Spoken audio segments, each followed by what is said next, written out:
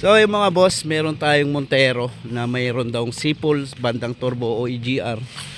So napacheck na rin to sa iba, yung kanyang Montero. Ano naging problem nito, Boss Benji? Issue niya na sinasabi pagka na-accelerate ng 4,500. Oh, 4,500 or 4,000 RPM mga boss. Doon siya nag-whistle, no? So ano pong hula ninyo mga boss? So paparinig natin sa kanila. Sige. Yung yung whistle nito. Sige. Tara. Ito na-check na rin namin kasi pinaghihinalaan ng may-ari din nito ay turbo EGR ang may singaw. Kasi sa high RPM lang siya lumalabas, no? Pagka mataas, pag malakas na yung boss ng kanyang turbo. Sige.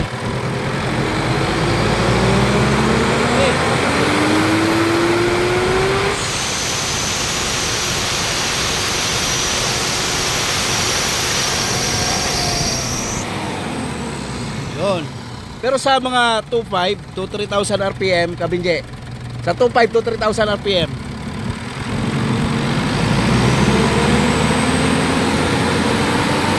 okay, wala, stop.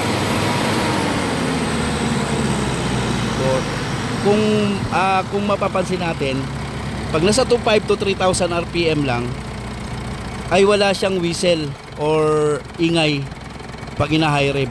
So karamihan na yung encounter natin dito sa mga gaitong ingay ay dito may singaw yung EGR, may singaw yung turbo hose. Pero ito mga boss, na-check na rin namin to, tin-troubleshoot namin, wala pong mga singaw.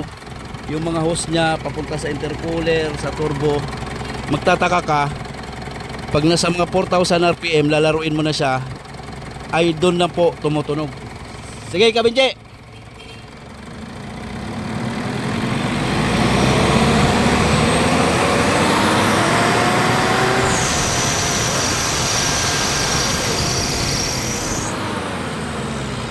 Okay, patay mo na. So diagnose namin dito mga boss, medyo sa una akala din namin talaga mga bossing dito ang tunog sa kanyang EGR o di kaya sa turbo, may singaw ring intercooler. So hindi po doon nanggagaling ang problema mga bossing. Kung mapapansin nyo, parang halong tunog belt din na dumudulas, no? Medyo alam ko marami na rin pinagdalhan si sir dito sa tunog na yon. Ay dito lang nagpo-focus sa EGR, sa turbo, dito sa turbo niya, sa mga hose. So ngayon papakalas ko kay Kabinji yung yung belt na to, yung mahaba.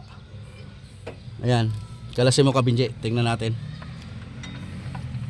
kung mawawala natin yung tunog pagka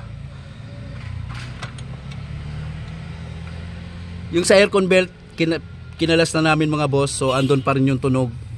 Ngayon panghuli na lang tong sa kanyang water pump to alternator belt. Yan, papatanggal natin tapos papareb. Yes sir. Papareb natin kay Kanyabing Binji kung maalis ba natin yung whistle niya.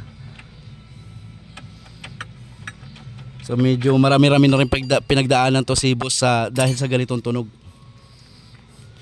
Ano pang napansin mo Kabinji, yung auto tensioner medyo malambot na, no? Malambot. Kaya nag-i-slide yung belt. So ayan, papakalas natin yan. Ngayon ipapa-rev natin kay Kanyabing Binji kung mawawala na yung whistle na yun.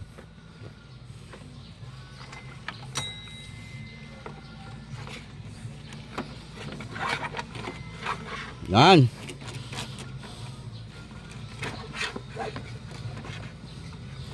So mapapansin nyo mga boss, yung belt nya medyo makapal pa yung ngipin. Ayan, wala pang damage, no? So duda ko rito may mahina yung auto tensioner na ito. Sige Kabinje. Ayan, nakatanggal yung belt natin, papaandarin ko mga bossing. Ay rev 4,000.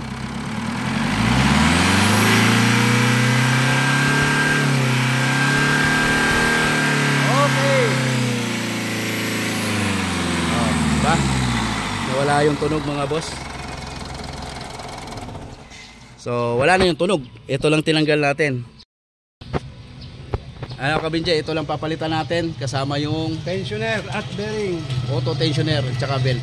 Yan, ito lang po. Nauwi na nga to sa linis EGR ni Bossing, pinalinis niya ng EGR. So kahit kami unang dating akala mo nga may singaw yung sa turbo niya or EGR, pero sa pinabalik ko si sir kasi para ma-diagnose namin na mabuti. Ito ang nakita namin problem, yung auto tensioner niya at saka itong belt. Auto tensioner niya kasi mga boss sobrang lambot na, kaya umi-slide yung belt. Siyempre isasabay na rin namin yung belt. Yan, tingnan natin mamaya pag napalitan ay masusolve na natin yung problema. Yan, ito yung tensioner niya mga bossing. Sobrang lambot niya na, kaya nagkakaroon ng ingay yung belt natin. So hindi niya na natutulak ng maayos yung belt. Siyempre isasabay na rin natin yung belt. Yun. So kung mapapansin nyo nga mga boss, akala nyo may singaw yung mga hose dito sa kanyang turbo. So halos na sealed na yan. Ayan o, na-sealed na yan, na-sealed na nila yan. Ay andun pa yung ingay. Upon diagnose natin, hindi po dito naging problema. Dito po sa auto tensioner tsaka belt. Dahil sa sigurado na nga diagnose natin, ito na yung brand new natin na auto tensioner mga bossing. Ayan. Tapos fan belt, ito naman yung luma niya. So papalitan na natin. Tapos observe natin. Mamaya i-high rev natin ng 4,000 RPM ulit. Tingnan nyo mga boss kung mawawala yung whistle nito o ingay sa kanyang makina. Ay, kabit na yun. Ayan, kinakabit na ni Kalyabing Benji yung ating belt tsaka auto tensioner. Yung itong sa aircon, yung bago, mahaba itong pinadala. Pero okay pa naman yung sa aircon belt niya, no? Okay pa. So yung lang, yung isang belt lang tsaka auto tensioner yung pinalitan. Ito. Tsaka yung auto tensioner na bago na yun. Para mapaandar na natin. Tingnan natin kung may sipol pa bang naiipit dyan. Kombinasyon ng ginamit ko kanina yan Yung hose na lang. Ito. Mahigpit na tong hose, Kabinje. Kabinje. Mahigpit na tong hose. Ay, higpit mo yung hose doon. Ito yung gis. Gis. Para mapaandar na natin. Yan, ito nagpalit na pala si sir nito ha. Dahil doon sa ingay na yon. Brand new na tong turbo hose niya. So, pero hindi sa amin nagpalit. Siya na lang bumili at pinalitan niya to dahil sa ingay doon kanina.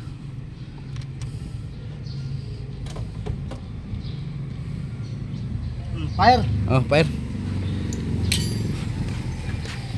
Pagkatapos daw niyan, papalinis pa yung turbo nito. Ay, kaya. Hindi.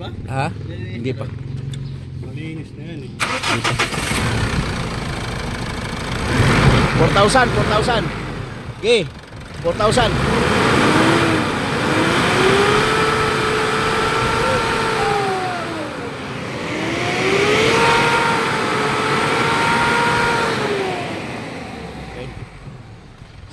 Alis dyan.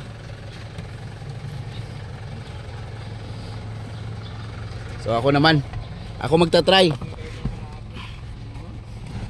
So dati mga boss, pag umabot ng 4,000 mahigit o magpo 4,000 pa lang, ando na yung tunog na naririnig nyo kanina. Nakakala nyo singaw yung turbo hose o di kaya EGR. So try natin. Yan.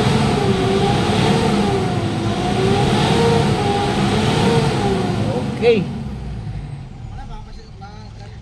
Oo. Ayos na. Patayin mo na doon. Tapos ano naman, lilinisin daw turbo nito pagkatapos mawala yung ingay. I-vlog mo ako dito. Ha? Patayin mo, i-vlog mo ako dito. Patayin na natin. O anong... Ayos na, solve problema. Ito kasi nila ito. Pag hinila ko to kanina, mahata ko ng ganyan O sobrang lambot na ng ng tensioner, no? Hindi niya na nahihigpitan ng husto yung belt. Kaya meron siyang tunog. Tinatakot ako kanina kahit di mo na tanggal dito. Dito mo na. Kayang-kaya hatakin kanina, no? Lambot. So, Ito kami work kabit, hindi pagkalit na ng belt. Ba't ang maliit lang? Samantalang di ba ang hirap ikabit niyan? oo. Okay, Kabinjay, pakisave nung bago na doon sa compressor belt. Ibabalik natin yan kasi ito lang naman may sira, mga boss. Yung auto tensioner tsaka isang belt niya. Kaya meron siyang tunog. Ayan sir, solve na yung Montero mo na naging problema ay maingay. Na akala mo may problema yung turbo hose. So hindi doon sa turbo or sa EGR ang may problema, kundi auto tensioner mo lang at saka fan belt. Ayan, kasi kaya naman nahatulan siya ng ganun. Kasi ang taas na nga naman ng RPM bago tumunog, mga boss, di ba? Nasa 4,000 RPM saka siya tutunog, kaya so nahatulan siya na may singaw yung ano niya, yung turbo hose, cooler. So nung pagpunta ni boss dito, ganun din ginawa namin. Chinek namin talaga yung sabay turbo niya tsaka sa intercooler, turbo hose. So hindi talaga namin makita din na may singaw doon. So, nakita talaga namin yung belt. Yun, pa isa-isa na kami nagtanggal. Tinanggal namin si compressor belt, andun pa rin yung tunog.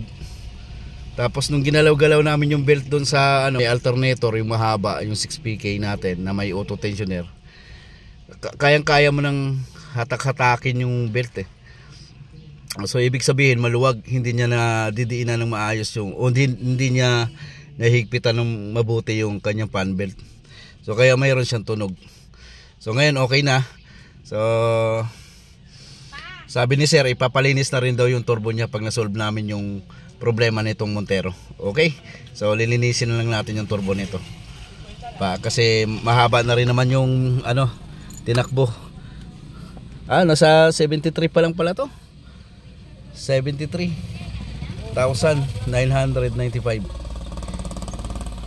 Kaya tatawagan na lang natin si sir kung ipapatuloy pa niya yung paglinis ng turbo. So na-solve naman natin yung naging problema niya. Hindi doon sa turbo o hindi rin doon sa ating EGR. Alright. So mga boss, sana nakapag-share tayo ng konti na naman dito sa naging problem ng kanyang Mitsubishi Montero. Sir, ikaw sumubok sir oh. Ay, ano po? Yung ginagawa mo lagi.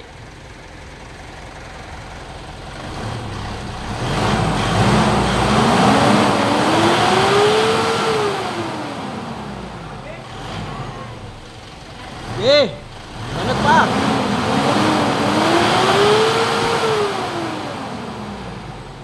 Wala na? Nakakakawa na nag-iinit. Andun sa likod pinagpalitan natin. Ingay eh. Andun sa likod pinagpalitan natin. Ang ganda. Tingnan natin yung pinagpalitan. Mulan ba? Mulan? Medyo, pero okay lang. Okay lang. Yan sir. Ito yung auto tensioner mo. Ito hindi ako pinita ako nagpalit niya. Yan yung naghihigpit ng belt natin. Tapos sinabay ko na lang dito. Okay. Pero yung sa aircon belt, yung dati mo pa rin. Okay pa. Ito yung naririnig ko pala kapag mag-stop, kapag papatayin ko rin yung engine, may tumutunog din eh. Mayroon din. Squeak sounds din. Pinaghihinalaan ay singaw yung boss, no? Galing, galing. Okay. Ayos na sir. Napalitan tuloy yung hose. Ito ha? Panalitan ko rin ito. 2.5 ang bili ko. Ganun. Pero ikaw na nagkabit. Pinakabit ko rin. Diba yung kinlining nila EGR, ang kawin nila EGR, Ang yun tunog yung ko. sa shop na pinuntahan ko. Ganun. Tapos, kinlining nila itong EGR, manifold, ganun pa rin. Kaya yun. Ako rin ito. Pati nga ako na singaw yung boss eh. Pero maganda lagyan natin ng talaga, turbo na walang makasigaw yung turbo hose. Kasi pagdating ng 4,000, napapansin ko pag tumatakbo ko kahit sa highway, tumutunog. Tumutunog? Oo, akala ko yung clutch lining. Yung clutch release niya. Kasi pag pag diin ko ng clutch, ay mataas ang RPM, tumutunog. Yan lang naman ang hatak, ha? Hindi ka na kaya. Wala. Tinroubleshoot ni ano rin yan eh, camera. Para si Kuya ganyan. Oo. Yan, master tunog. Ako lang eh, tawag ko. Hindi ko lang pinapaabot sa 4,000 para hindi tumunog. Ang tagal kong tiniis niya. Matagal na pala din eh. Tagal na, hindi ko lang pinapaabot ng 4,000 kasi alam ko pag 4,000 tutunog.